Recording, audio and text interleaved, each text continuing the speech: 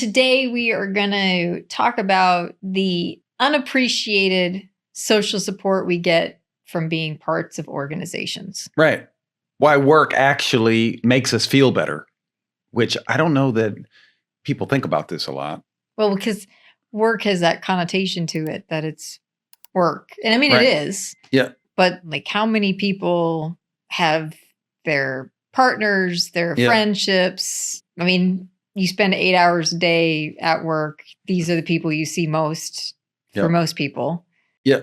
Yeah. We backed into this topic when we were asked many years ago to do a session on loneliness, which we didn't know anything about. It's not directly in my academic line, and it's not in yours either. And this was a client we've had for a very long time, and they asked for help. And so we wanted to help, but it basically took us to the research to try to figure out what's the science say about loneliness.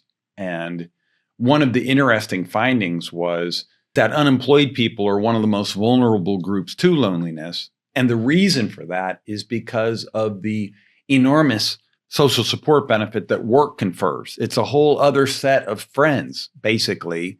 And people, I think many people underestimate, and since this is a podcast for managers, that's why we're having this discussion. Don't underestimate how important it is to actually have these connections at work. Work creates a kind of purpose for a lot of people. And look, I know there's people out there, they hate their job. I get that. But if you hate your job, I'm sorry. If you hate your job and you hate the people you work with, quit. Like that's... Well, I mean, obviously people need a paycheck. So that's not, the advice isn't to just quit, but like start that process of being able to land somewhere else where start at least you have a your shot at being happy. Start exploring your alternatives, because the most people generate relationships of significance and that have meaning at work.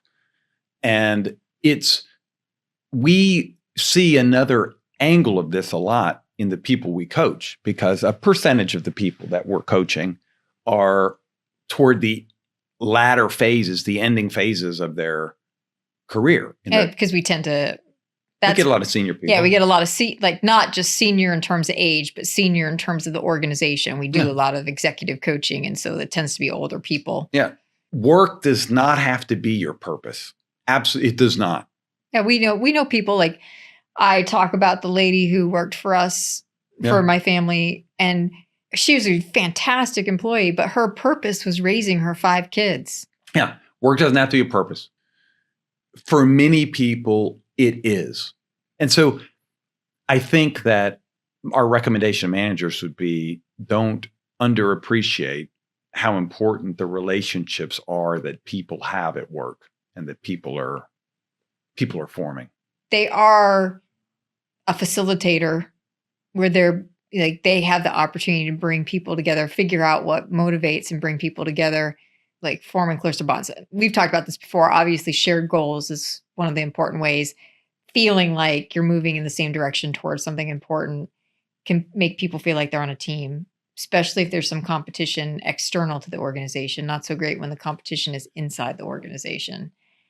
But also, like, we've talked to some people who manage, I would say, a group of people who tend to be stereotypically oddballs, and found ways to do activities that those oddballs all liked, or at least they were all open to. Yeah. And so, like, you have to be careful, because like that can be mandatory fun. Yeah.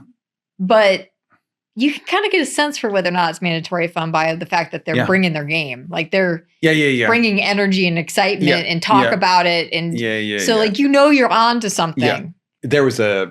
I went to a farewell recently, and it was for a senior person who was moving on to another job. And the company, they had drinks, they had hors d'oeuvres, and they paid a mobile barista. And the person leaving had her 2, one was college, one was high school kid. And I mean, that's a very tough audience, right? A high school kid and a college kid.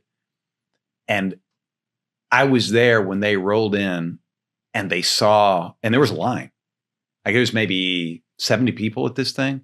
And there was a line 20 deep to get the cappuccino, get the espresso, the fancy coffee. And the kids came in and they saw this and they turned to their mom and they're like, the company got you a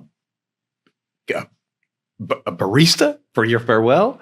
And she was like, oh, yeah, and they were like, whoa. And it was just another one of those moments where it's not in any of the science. We spent all our time studying all this stuff. And every now and then it's doing that novel signal of, you know what? We love you so much that we're hiring a tatted up barista to bring their mobile machine. And it cost, in the grand scheme of things, this is it's an organization that makes plenty of money. It costs what? $400, $500? But that person going out. 70 people might be more than that, but yeah. Yeah. But there's that person's 2 kids, and that's all the kids she has. And she's poured a ton of her time into the place that she's leaving and those kids. But the 2 sides often don't know each other.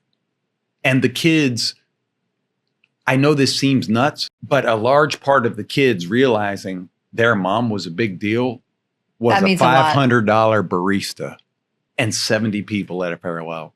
And that everybody will always tell you, the cliche is you'll never regret spending more time at work. Nobody ever got on their deathbed and regretted spending more time at work. Yeah, they'll never regret not spending more time at work. That's the cliche. Yeah, yeah. You'll never wish you spent more time at work. It's like everybody's heard that. You'll never be. You won't look back and wish you'd spent more time at work. Well, I don't actually think that's true.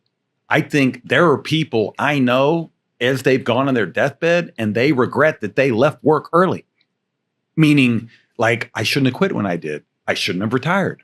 I should have gone to halftime. I should have stayed a professor. I shouldn't have taken the early out. Yeah. Work gets a bad rap. Some of it well-deserved. But think about most people, Lord willing, they actually like the people they work with. And I'll go further and say, hopefully, many of the people listening to this podcast have 1 or 2 people they'd actually call friends at work. And that is a gigantic source of social support that's completely underrated. And you think that you're going to retire and spend all this time with your kids. And guess what? Your kids have lives. We were just talking to somebody about their grandmother. And he's like, she's just lost her spouse. And, she is saying, like, I'm ready to die, which my grandmother did the same thing. And it's a little off-putting to the younger people because you're like, hello, I'm here. Yeah, sure. But the fact is that, like, they're not part of your everyday life as designed. Your children are supposed to grow up, leave. Yeah, sure. Your grandkids are only supposed to visit, on the grand scheme of things. That's the general way. Yeah. But your work people, you see them every day. And so they really are a significant loss when you step out of it. There's a lot of research about what's called social isolates. And that's just a jargony scientific name for people who don't have a reciprocal relationship where they feel, I love this person and this person loves me back. And there are people who feel that way. Die faster than people who drink, smoke, and do drugs. So it's like higher mortality than almost everything bad you could do for yourself. And go back to this idea about typically it's somebody who's been married a long time or with a partner a long time, and that person dies. And then the other person doesn't want to live anymore. So they're already older. A lot of their other peers and siblings may have already died. And the daily relationships aren't there. Right. A lot of time they stepped out of work. Yeah, right. And so it's weird because if you're a grandkid, you're like, well, wait, what about all of us? There's 5 or 6 grandkids. But to that person, they may still feel alone.